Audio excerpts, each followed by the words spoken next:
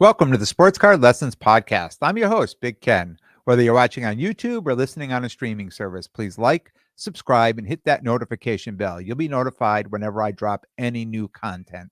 And if you're not already subscribed, head on over to YouTube, search Sports Card Lessons, and hit that subscribe button. I appreciate it. Welcome, and thanks for being here. Another collaboration with Sports Card Therapist, my good friend Rob. We did a live. So if you missed the live, here it is to you listen to it here. It was a great episode on being cash heavy versus card rich. So I hope you enjoyed the episode. We had a lot of fun doing it. Without further ado, here we go. All right, ladies and gentlemen, welcome. I am Rob, your sports card therapist, and I have with me Ken from Sports Card Lessons. For me, Sports Card Therapist, we're doing another dueling episode kind of thing. For me, it's episode 209. For Ken, it is episode 123. 123. Yeah. Ken, how's it going, man? Good, man. I feel like I'm catching up to you. You're. You think so? That's what I always tell my wife with age. I say, man, you're catching up. You're gonna be lapping me pretty soon. How you doing, man? I'm doing well, man. Doing well. So let me give you guys a little peek behind the curtains here. So I said to Ken earlier this week, I was like, Ken, we always talk about doing a joint episode on Thursdays, and Thursday come and goes, and you never say anything. How come I'm always the one asking you? So basically, Ken, I'm sitting here like begging Ken to do collab episodes once or twice a month, and Ken has never once asked me ever to do a collab episode. So out of the dozens of collabs we've ever done, it's always me initiating. I feel like I'm the one leading the slow dance. Oh, come on, man. I know you're so busy, right? You've got two kids at home. You've got, a wife that works outside of the house and full-time job and so many other things you have going on. I hate to make you feel bad saying, hey, you're going to come do this, and then you got to find an hour out of your week to spend with me. So, well, here's the thing. I'm dropping episodes on Mondays and Thursdays either way. yeah. Either way, I'm dropping the episodes. But no, I have kid though. It's good to do these collab episodes. I always like to link up like sausages and see what can come out the other side, if you know what I mean. So we have Tony Cousins Collectibles in the house, guys. Shout out to Tony. He is in the comments. He said Ken is too busy making hobby moves. Leave him be. So Cousins Collectibles, they're actually changing their live night. So they were for forever, or for I should say like the last 8 months, doing their lives on Thursday evenings. But since football reigns supreme over everything, of course, I would do the same. They're now changing to Wednesday night, so they're going to be doing their Wednesday night lives with, I believe, their Thursday morning drop, I believe. So, so shout out to them, and look forward to tuning into them after we log off here.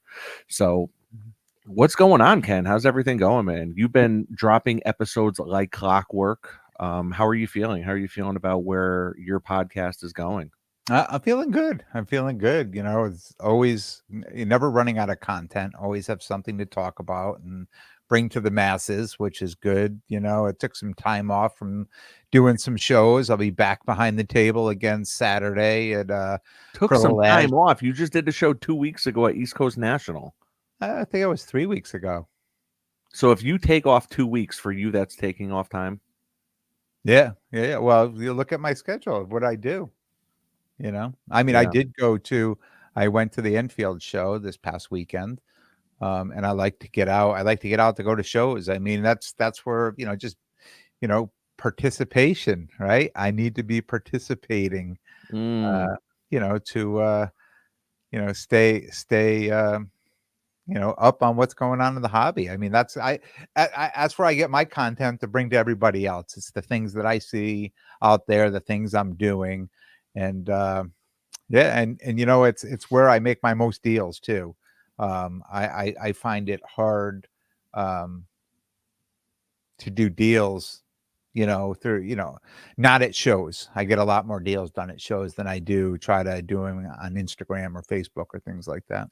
I tell you, it is crazy how we all hobby so differently because there are a lot of people that are listening to this right now, right? I mean, there's listeners from around the world, right? We have listeners from around the world. We see the statistics every week. We have a general idea of where people are tuning in from, and and for the most part, I would imagine probably I'm going to just make up a number here, but I would imagine 75% of our listeners rarely ever get to shows.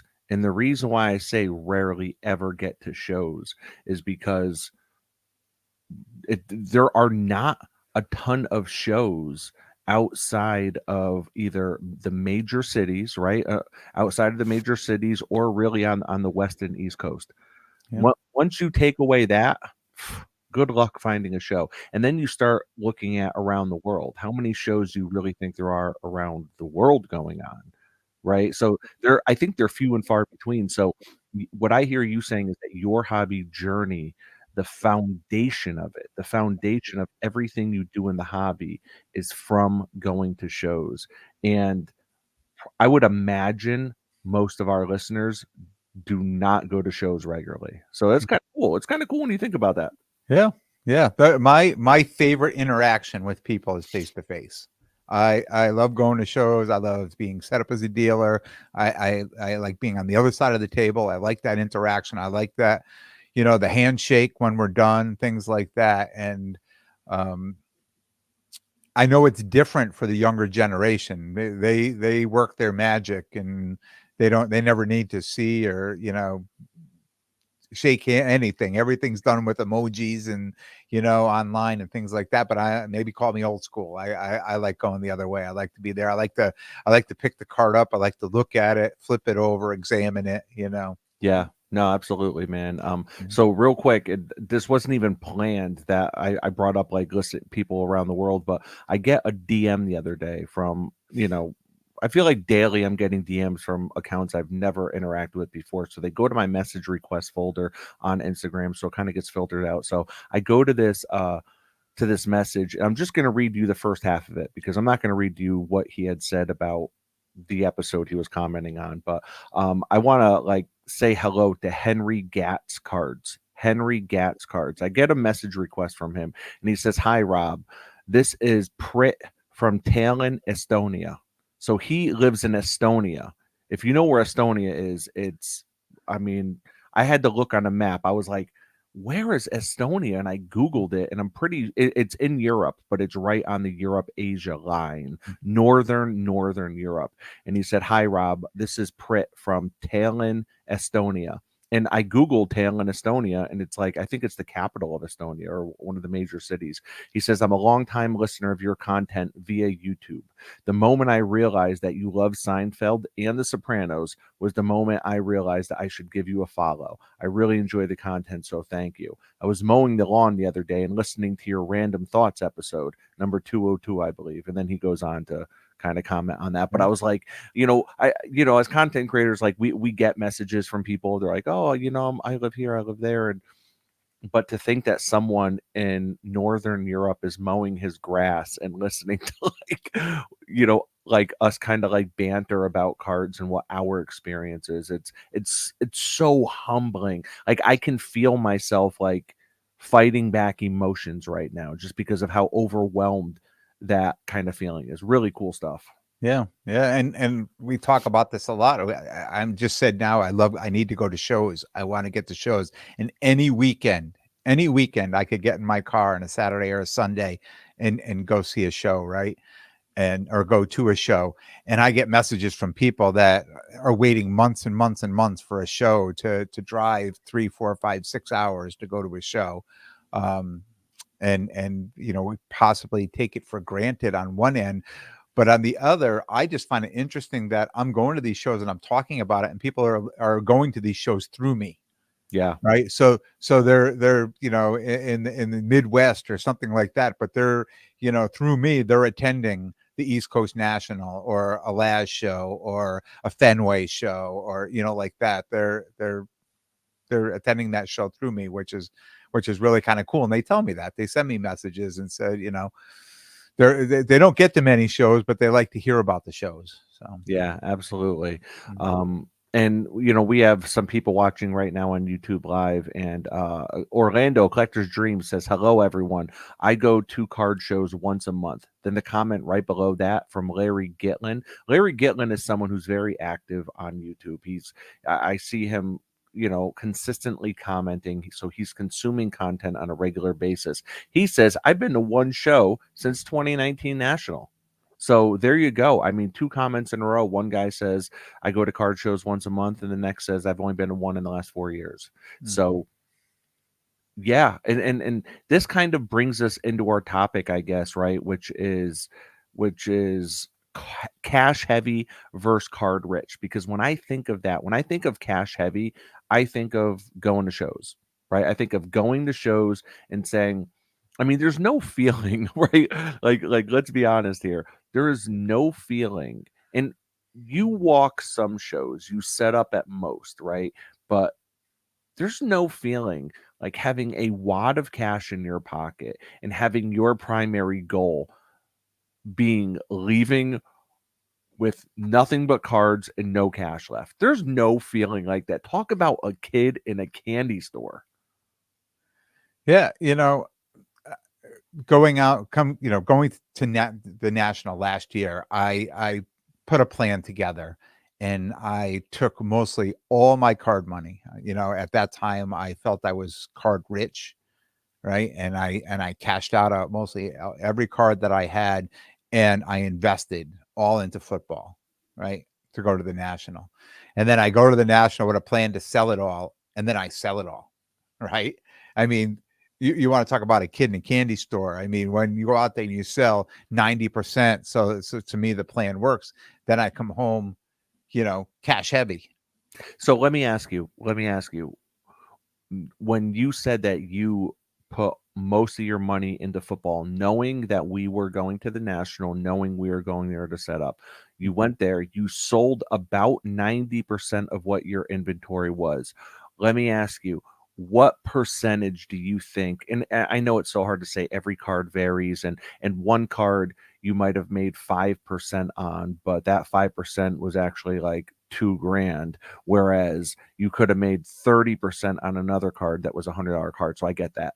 Mm. But if you had to kind of guess, just to give an umbrella number, what percentage on those cards did you make overall? I would probably say on the average about 20%. Wow. And About listen, think about it. 20%. If you could put your money into anything and get a 20% return on it, that to me is pretty good, right? That's what most people hope to do with things. But when you take it a step further and say that, now here's the thing, not everyone makes 20%. Let me tell you something. When it comes to cards this year, um I probably lost 20%. I probably lost 20%, and I'm not kidding, because Yeah. so basically you and I are like feeding this ecosystem that is the hobby, right? And Yeah. and See, and you should just give me your money, and I don't even have to go do a card show. I know, I know. So there's a Seinfeld episode where they're like, so Elaine loses a job, George finds a job.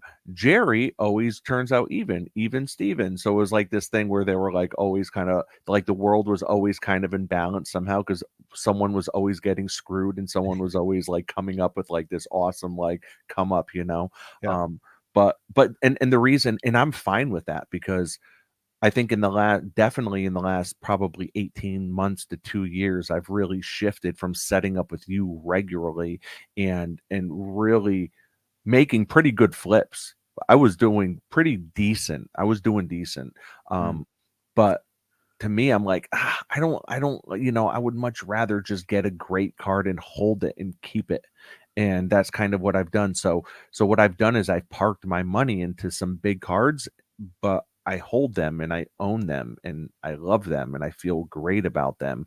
And whereas you're doing what a lot of smart flippers do. You have your PC, you have your cards that you collect and that you hold, but let's be honest, they're lower end, right? Like, so you're finding like these niche PCs, these niche personal collection type stuff that is allowing you to enjoy the hobby the way that I am, but you're also continuing to circulate your money and get 20% back. Like, that's pretty freaking cool. Yeah, yeah.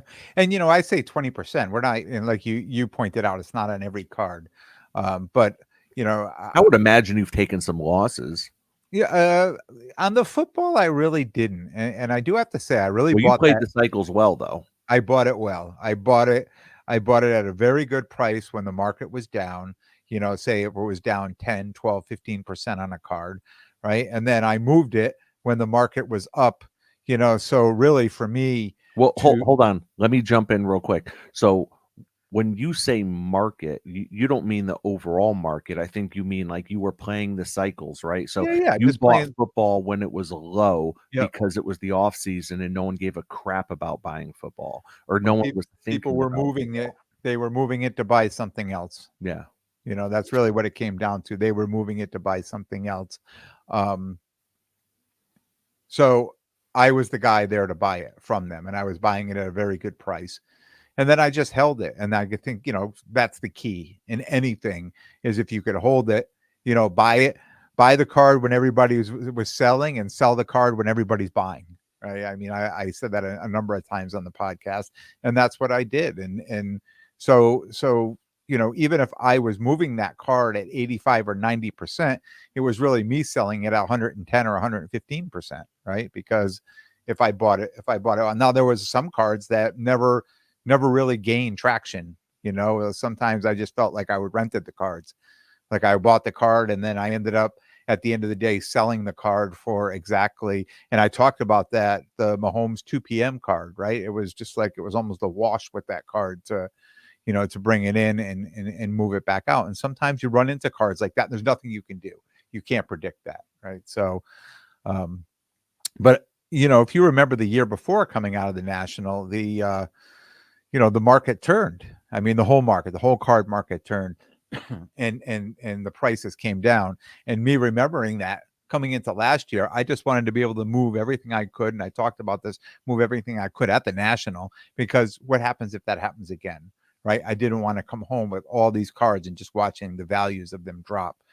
Um, and thankfully they didn't. Thankfully the market has really been strong. The card market's really been strong, and it's great to see, you know. Yeah. And so when I think of like cash heavy versus card rich, right? Because it does sometimes feel like that's where a lot of us are. And even if you're not card rich, even if you're not rich in the literal sense, um, even if your collection in total maybe is worth no more than $1,000, if you have $1,000 in cards, but really, 50 or $100 to spend on cards, to me, that's card rich, right? I mean, you have Yeah. 10 to 20 times the amount of card value than you do in cash. So, regardless of dollar amount, but I think you and I are really looking and feeling and sounding like polar opposites at this point, right? Yeah. You are cash heavy Yep. and I am card rich, Mhm. right? Like I'm very happy with where my cards are at the moment. I'm very happy with the equity that I have in my cards. Even though am I down on probably most of my big cards? Probably, and if I bought it within the last year, I'm probably around even, but I'm fine with that, because I have my cards and I have my cards to look at. And one thing that I've really been wanting to do is figure out a way. This sounds so funny to even say out loud, but I've been trying to think of a way to spend more time with my cards. You know what I mean? Like, and Ken's laughing. If you're not You watching, he's wanna laughing you right wanna now. take them to the winery, the vineyard, or take them over to the park. No, listen, I'm like what I want to do because I have all my cards in my office, right? I have my own office. It's just a couple rooms down from, my bedroom. But when I come in here, I try not to spend too much time in here because wife, kids, and I try to keep it all business when I come in here. I don't hang out in here for 5 hours at a time, kind of thing. So I've been thinking, like, do I want to try to display my cards like in my bedroom, like next to my side of the bed, like so I can just sit there and like kind of roll over and look at them. Like, so I'm telling you, these are things that go on in my head. I'm like, I really want to be able to do that or something. Then I hear people say, well, what I have is I bought this really nice, $500 Epson picture scanner, image scanner. And what I do is I take perfect images of my cards, and then I always have those images on my phone I can look at. And I'm like, okay, well, that's cool, but it's not the actual card. I mean, I could take a great picture of my cards too and have them on my phone. To me, that's almost like a version of an NFT. It's like I can use it, I can utilize that picture to look at it if I'm at work, if I'm out somewhere, I could use that picture to post it on Instagram. But at the end of the day, you know, they're really just images we're posting. Like I'm talking about the actual physical card. And I think that's why um, I can never keep my cards in a vault. And I think a lot of flippers or a lot maybe of people that have like super high end cards and they're like, listen, I don't even need that in my house. I don't need a $250,000 card in my house. I'm just going to keep it in the vault kind of thing. But yeah, I am trying to figure out a way to spend more time with my physical cards. Yeah. I take whenever I get anything new, whether it's PC or it's for, going to shows, I always take pictures of it. Right. So I can always go back if I'm talking to somebody, if I'm there with you or I'm there with anybody, I'm talking to somebody, I can go right through the phone. I don't have to go pull a card out or do anything. I have it. But it's interesting you should say that because there are times when in the 2 weeks I didn't go to a show. Now I took some pictures of my cards and I put them up on Instagram. And when I went into my Zion case to get some cards out, I was like, "Oh my god, I forgot about this." And I don't know if you ever do that, but like I'll pull out a card and it's not on my mind, right? So I have the 2017 Mahomes, the lime green, right? The lime green optic, and I forgot I even had it. Now, how did I forget? Because it's in my case, it's not on the shelf behind me. But all of a sudden, when I see that, I'm like, oh, my heart starts beating. Right, I get all excited. It's like seeing somebody you hadn't seen in a long time, and you didn't expect to see him somewhere, and you did. So it's almost a little bit like what you're saying. You want to see You them a wanna little bit spend more time often. with them. You wanna be reminded of why you fell in love in the first place. Like, Yeah. it almost sounds like you're taking your wife out on to dinner, and you're like, "Oh my god," like, you have such a good time. You're like, "This is why we fell in love." It's like but it's like you wanna be reminded, sometimes of, why you spend so much time and energy in this hobby, right? And the hobby makes up many different things, but I don't know. And to go back, I guess, to what the actual topic of this episode is, cash heavy versus card rich. I think the reason why I'm really happy with being card rich is because when I'm cash heavy, to me, my ultimate goal is to get card rich. Mm. So I almost feel like I'm ahead of you right now. But the thing is, and not that it's a competition, but the thing is, I don't know if you necessarily want to be card rich, right? You don't want to end up where I'm at. You want to. It's so No, it's almost I, like we're playing like two different sports here. It feels like yeah, I like feel like you dead end. I feel like what you're doing is fine because that's how you want a hobby, right? And everybody's going to hobby differently. But I think where you're at is you want to get these great cards, and invest in these cards and put them on these. I see all the shelves behind you and everywhere, and you want to look at these cards and enjoy these cards. Where I like to go set up at shows. So you see, like I figured out who I want a PC. And those are the cards I'm going to buy, and those are the cards I'm going to keep, and they're never going to go in my case, and they're never going to travel out of my office or go to shows or anything like that.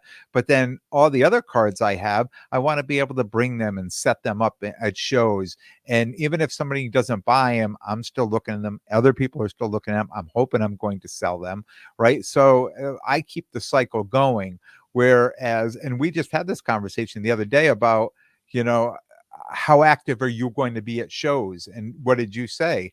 I'm card rich right now. I don't know what I'm going to be, how much I'm going to be putting in my case. I don't know.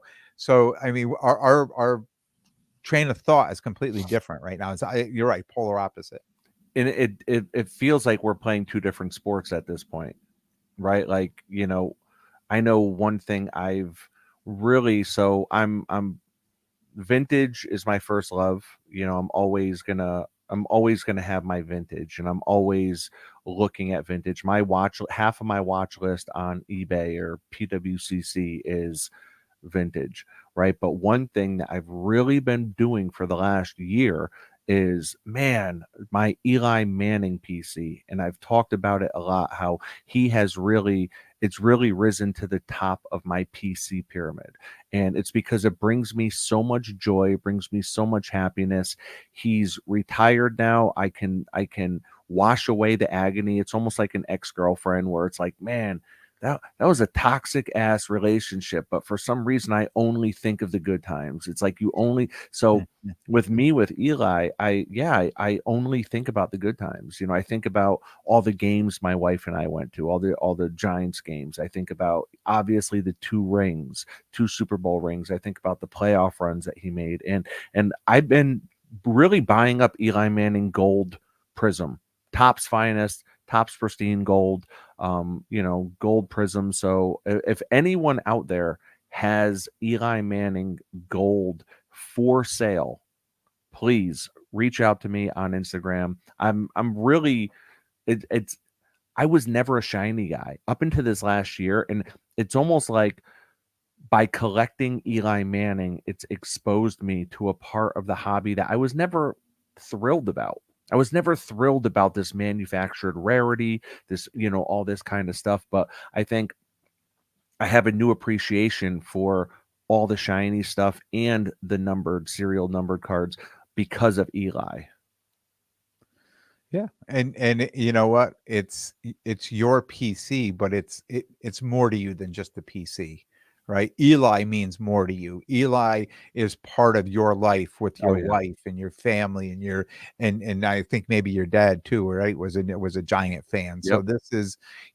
this is we talk about how we connect with cards, right? And you're connecting with a card, but it's really connecting with your life, with your upbringing, with your childhood, with your adulthood, with your family now, and making that connection. That's why it means so much more to you. That's why you want to put them on the nightstand, right, in the room. That's maybe you want to put them on the mantle in the fireplace, or next to the TV or something like that, or even have the kids play with them a little bit, and just see them, and hopefully they'll be it'll mean as much to them as it does to you. Yeah. Yeah. No, absolutely, man. And I know with you, you are someone that your entire life you've loved collectibles, right? It's always been about collectibles. You've loved collectibles. You've talked about how, you did the whole Beanie Baby thing in the 90s. Then you talked about how you did the whole Disney was the new brand for Pixar, right? And Toy Story. Toy Story. You were Yeah. buying up all this rare and scarce Toy Story memorabilia because you were like, first of all, you love the memorabilia, you love the collectibles, but also you love the transaction. And you've talked to me about that. We've had all these conversations. I mean, the amount of hours you and I have spent in a car together has been unreal. We've gotten to know each other so well, Yeah. but you've talked about loving collectibles, loving the transaction, loving the bargaining, the haggling, right? And not in like one of those like bad ways where you have to win everything, but in reality, I think when you're talking about negotiation, you're kind of jockeying, right? Like Yeah. negotiating is kind of like a sport. Yeah. Yeah. And you have to enjoy it, right? And you have to be able to see things from both sides. And I think that is the hardest part that people have when it comes to transactions and negotiating.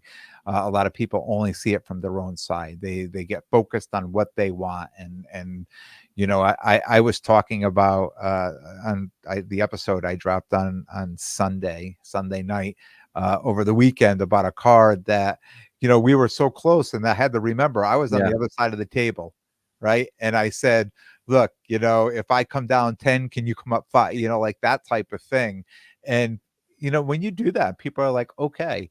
And when you really think about it, okay, that $5 or $10, that may be, to some people it may be a lot, but in the grand scheme of things, when it comes to cards and things like that, I don't think it's a lot. And I think I find it to be more appreciative, and I find that people appreciate me more when it's a fun, you know, quality negotiating, and not, we've been at shows and you've seen this, this heavy back and forth, and then people want to start flipping coins and all, and it make it a little fun. I'm a little Yeah. different. I would rather just talk to people, and sometimes I don't mind giving in if to get a deal done, especially if I want to get the deal done, or two, if I really like you, right? So that's Yeah. just the way I am. Yeah. So you've talked about being cash heavy. You've talked about wanting to go to shows and really like do some buying. So what I'm thinking is the most successful flippers that I know in the hobby, what they tend to do is they try, they're always obviously trying to buy under comps. Everyone's trying to buy under comps, right? But I think when you're one of these mid to high end flippers, um, usually you can do it with more regularity. I think you have more of the connections. You know exactly what you want, you know what you need. um so if you were someone that's cash heavy and you can like cash someone out at 80% of comps, right? You cash them out at 80% of comps, which would probably make the person you're cashing out happy, right? You're at least know like, okay, you know what, I'm getting 80%, but he's taking everything. Yeah. Then you turn around and you take all that stuff that you got at 80%, and obviously you want to sell, but you also let people do partials, right? Partial trade and partial cash, because when that happens, now that $1,000 card that you have, Ken, that you only paid 800 for, chances are if someone's paying cash, they're going to want it for 900. They're going to want it for $100 under comps, right? But if someone comes to you and offers like partial cash part trade, now you can value it at probably around 1100, maybe even 1200, because it's $1,000 card. Mhm. So if someone's coming to you and they're like, Ken, I have part cash, part trade, what can you do? And you're like, well, if you give me 1100 for the value, then we can do something. Rinse and repeat. And I think that's what a lot of these flippers do. They're able Mhm. to buy cards at 80% and they're able to move them at 110 because of the partial and because they're getting as much value out of it as possible. Yep. So when you know of people that operate like that, what do you think helps them be so successful versus the ones that like try to do that and can't figure it out?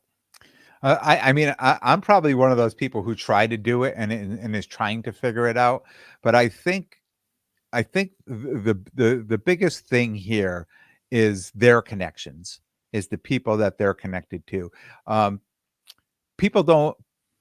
I'm going to try to say this as nicely as possible. People don't bring their crap to them to try to cash out of dead inventory, right? People are bringing them solid cards that they know, that could be, for all intent and purposes, liquid, but a card that's going to move pretty quickly. And I think when they're in that lane with those connections, it's very easy to bring those cards in and move those cards right back out, rinse and repeat like that. And I think someone like me, who has never cashed anybody out at 80%, um, Kamikaze Sports Cards says that Jason Dominguez, the Martian, just hit another home run. Wow. Sorry, right during this right now. Unbelievable. yeah. Jason Dominguez. This is only his fourth game up. His Mhm. fourth game ever in the majors. At 16, this kid was signed. Okay, Jason Dominguez, he was Yeah. signed at 16 by the New York Yankees. Now he's 20. He's breaking all sorts of records, and Yankees records, by being the youngest to do this, the youngest to do that. He's breaking mantles that records that like Mickey Mantle has held for 60 years. So Unbelievable. I can't believe you just hit another one. Kamikaze, thank you for that, man. So Sorry my about so that, so Ken. my first Bowman Mojo PSA 10, should I be Yes. selling that now, or should No, I you be should be giving it to me, consigning it with me. That's what you should be doing, yeah, okay? That would look yeah. nice in my Yankees PC. So, sorry, my face just you stopped in your tracks, I know, because you saw my face when I read the comment. You were like, "What's wrong?" Yeah. So what you're saying is somehow are getting Yeah, people are look, getting this I go reputation. to They're the getting the shows. reputation that I buy and I will Yeah, cash you out. So yeah. the question is, how do you plant the seed for that reputation? Ken, if you want that reputation of cashing people out because you're willing to do so because you're cash heavy, how does that start? Well, It's I'm got to gonna start start. with cashing people out, right? Yeah, yeah, you have to start cashing people out. Because word spreads. You go to these shows, and there's a handful of shows. There's a handful of people we know. I don't need to start naming people, but the people come to them. They'll walk in the show. They'll go through the front door. They'll pass by me. They'll pass by you. They'll pass by 80% of the people in there, and they'll go right to certain people and open up their case and say, are you buying, or it's all for sale? And I'll hear the conversations. I know the people I've set up next to them, and they'll say, yeah, at like 75, 80% I'm buying, as long as you're okay with that. And they're like, oh yeah, 100%. I get people come to my table and they're like, are you buying? I'm like, I try that. Yeah, 75, 80%, 75%. Oh, forget it. They just keep walking. So I'm like, I can't say that anymore. I just have to say yes, and then start the negotiating from there. Right. So I try to be that person, and I try to emulate the people that I see are doing this, and they're Yeah. doing it, that I think they're very successful at it. And a couple of them, I've talked to them, and it's the same thing. It's just having the connections, right? It's just having the people, knowing the people, and having that rapport with people that you've cashed out already, and they come to the show to cash you out. So I'm close. I mean, these people have been doing it a little longer than me. They have more connections. They're a little bit more trusted, and I'm looking to kind of be that guy, moving forward, or somebody that people are comfortable with bringing me their cards and giving me an opportunity to cash them out. Yeah. And I think what I've seen that people do that have the most success with doing it, right? If they know they're going to a show, right? If you know you are going to the East Coast National, Ken, whether if it is to set up or whether if it is to walk it, okay? What you want to do is maybe 2 or 3 days in advance, post on your story or post it even on your actual Instagram profile itself in big letters, out, cashing people out. Boom. And then you put want list, currently buying. And then you write exactly what you are buying. You get very specific with it because when you do that, I think that's when people really get drawn to it. And then people, if you post that in your story, you post that in your profile, what's happening is, do you know how many people send me Eli Manning cards for sale? I'm not finding these Eli cards. They're getting sent the people are middlemaning it for me. And Yeah. it's not like I'm getting a discount on these cards, but what happens is people start sending them to other people. So if you're like, I am buying Mahomes heavy, I am buying hockey heavy, boom. You know what's going to happen? All it takes are 1, 2, or 3 hockey people, and they're going to start sending it out to everyone in their community. And all it takes is one hockey guy who's never heard of you. You've never heard of him. You've never laid eyes on his cards. He doesn't even know what your Instagram profile looks like. But now you're getting connected via the internet. Thank you. His little mic drop. So, you know what I mean? So, thank you very much, Elon Musk. No, I'm kidding. So yeah, I think like that's got to be it. And then and then when the time comes and you find a good enough score, and you're like, oh man, you know what? Like, do it when it feels good, and in your mind, your mind might be raced like, oh my god, am I going to drop 7K on buying out this guy's collection? Like, this feels kind of nuts. This is foreign territory to me. If it feels good and the numbers make sense for you, take that slight risk. Yeah. Now, that's a lot different than what some I've seen other influencers say, like, not sure what you want to do with your life, mortgage your home and invest in sports cars. Like, I've seen people give out terrible life advice, right? I've seen people like, yeah, man, not sure about college or sports cards, do Yeah. sports cards. All you got to do is summon it. and it'll come to you, or like all that Don't tell crap. your wife; she'll thank you later. Exactly. But like what I'm saying is, like, for you, if you are cash heavy and you are looking to buy, like, it might mean taking that little bit of risk, right? And kind of jumping Yeah, in. yeah, yeah. I mean, that's the way I feel, and trying going to be a little different. Going to be a little different going into this fall season. This is to me. I mean, I know obviously the National is a busy time, but I think the fall season right now, this September right through to December, is this is really busy. These are like the big shows in our area that do very, very well. So Listen, this, we're gonna blink our eyes and it's gonna be New Year's. yeah, we're going That's to be making exactly a what's gonna top happen. 5 list again. 100%. And I'm gonna be saying, guys, what are the cards that you want? What are the cards that you want? That's what's going to be happening. But without a doubt, man, like you said, between the big shows, between the holidays, Yeah. between getting together with families, right? All the fall activities. I feel like there's more activities to do in the fall than there is to do in the summertime. You know what I mean? Like, it really ratchets up. And you love, for the most part, being outside because the weather is just incredible. Mm. No, if you like that sort of weather. I'm happy with it now with 95 and humidity. I like the heat. Get out of here. You're I happy do. with 90? You would take 95 and humid over 70 and breezy? Absolutely, Oh my 100%. we could not be more polar opposites, man.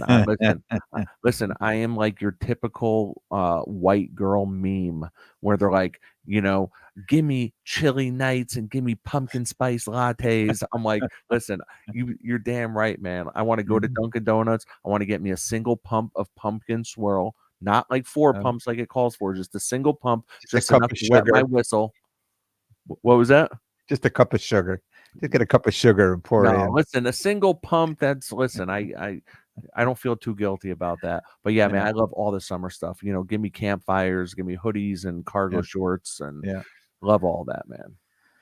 Yeah, but this is the time. This is the time of year that all the shows, and we're gonna try things just a little different. I'm gonna make a bigger sign that I'm buying, and well, we'll see what happens. I mean, it's just gonna, people really know me now at these shows, as I set up at so many shows that if I don't set up, I'm walking the show.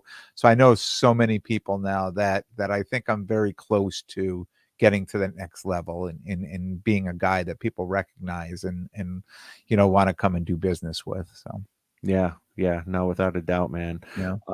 Well, listen, man, we're at the 45-minute mark. Um, you've been a lifelong Chiefs fan, right? You're not a bandwagon guy. You're not a guy that just No. started, rooting for them in the last couple of years. And your initials, for God's sakes, are KC, right? Your initials, Yeah. I'm RG, you're KC. So it only makes sense. Yes, lifelong Casey fan, and finally have something to cheer about, right? And I talk about living in New England and living around Giants fans and Jets fans and Patriot fans, right? So finally, now it's the Chiefs' time to shine. So, and what makes this hobby even better is football season and fantasy football.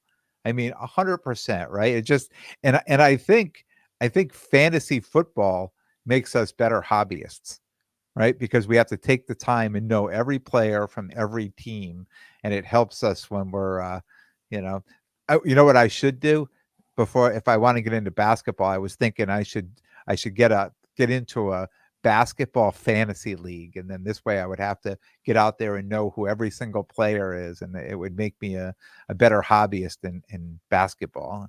See, I don't think so. I don't think that's the case at all. I think that knowing every player in the sport doesn't mean anything. I mean, does knowing every single player in the NFL for you make you a better football card purchaser?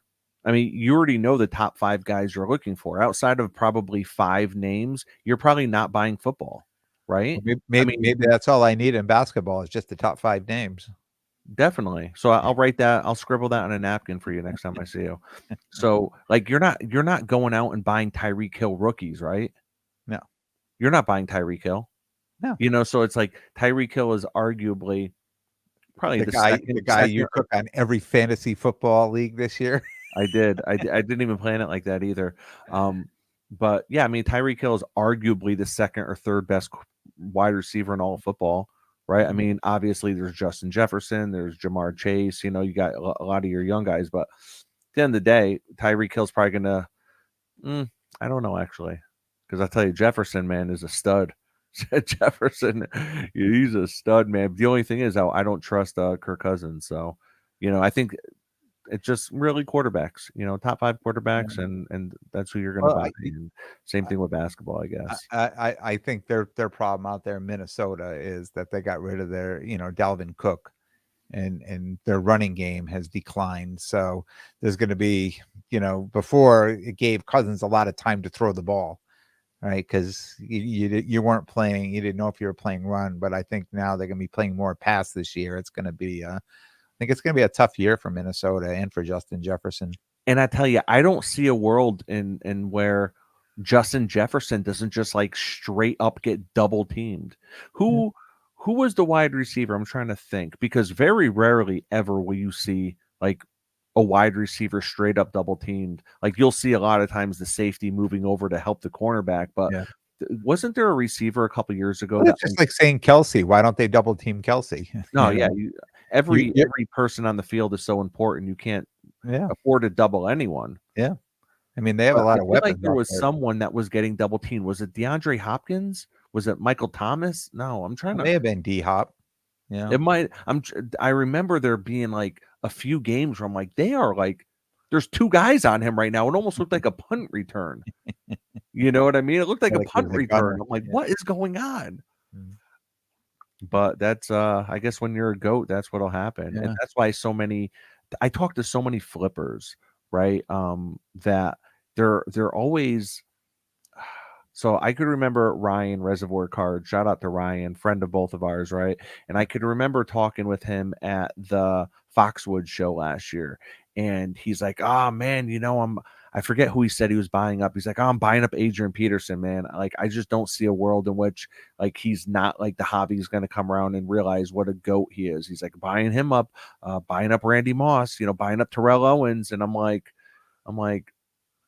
awesome. Like I think that's great, but if you're looking at it as an investment, I almost feel like if you were a flipper or an investor, you're going to lose patience holding those cards before those cards ever go up. I think the only people that benefit from goats like that are people that are absolute collectors of those players. And hey, the sun just shined on that guy in the hobby. So guess what? It Yeah. paid off that you were an Dominguez. Adrian Peterson collector because now his cards are actually really high. Yeah. And it's like Dominguez. Say I told you I have a card probably full of dust in the closet, the PSA 10, and I see it at every show. And I remember getting that card and coming back at 10, thinking to myself, "Oh my God, I hit the lottery," right? And then realized that it was going to be a long time before, Yeah. And that's the one thing I've learned about baseball, though. These guys, their cards could be crap for 2 years, 3 years, and then all of a sudden, Even like longer than that. Yeah, you even dump these longer. cards and then they'll be like, "Oh, this is the guy to buy." I'm like, "Are you kidding me? I sold this cards like 3 years ago." Like, "Oh, I should have held them longer." Yeah. Yeah. Yeah. Well, listen, best of luck to your Chiefs. I know they play Thursday night, which is tomorrow at the Yeah. time of this releasing Yeah. tonight.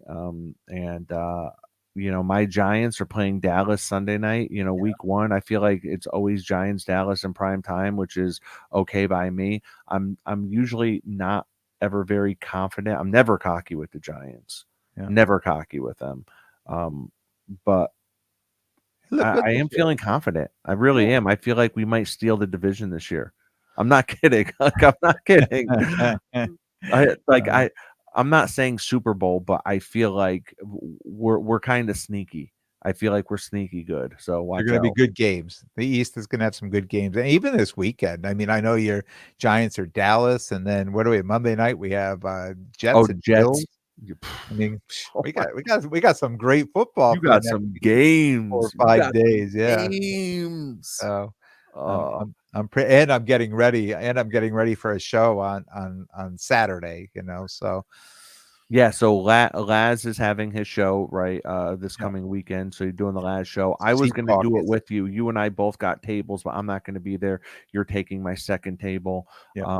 You're taking my table to be your second. So definite shout out to Laz. Laz has been a friend of both of ours for, going on a few years now. So, much love to him and his store, Pop Century Collectibles in Oakland, New Jersey. Yep. So with that being said, guys, I got nothing. Anything on your end? That's it. Just if you're in New Jersey at the last show, come see me. If you're cashing out of your cards, come see me. I'll be the guy right by the front door at the last show. Listen, I have people in the comments already, guys. We appreciate all the comments from you guys throughout the show. We appreciate it very much, man. I've been putting them up on the screen. But Dez says that is cocky. I'm a Giants fan and I'm very careful about predicting. Listen, I never predict, but I think I'm drinking the Giants Kool-Aid this season, man.